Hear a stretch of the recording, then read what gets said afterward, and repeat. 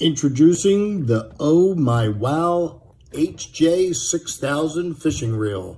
Versatile, powerful, and built for saltwater and freshwater action.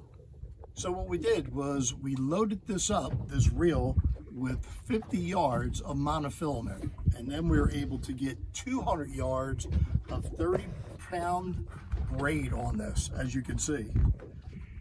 So we're going to give it a shot. I mean, so far, the initial cast that we've had, this is just in a drop down on a reef situation. So as you can see, we will open up the bail. We have a 3-ounce sinker on this, and spools out real nice. And as you click the handle, it locked right in.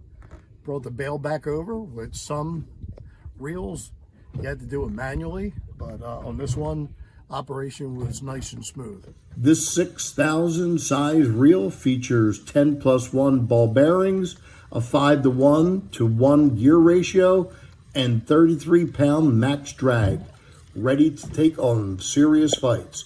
Lightweight at just 0.95 pounds with ambidextrous control. Whether you're casting from shore or chasing big ones offshore, the HJ6000 delivers the performance you can rely on. Thanks for joining us, and we'll see you on the next video. Goodbye now.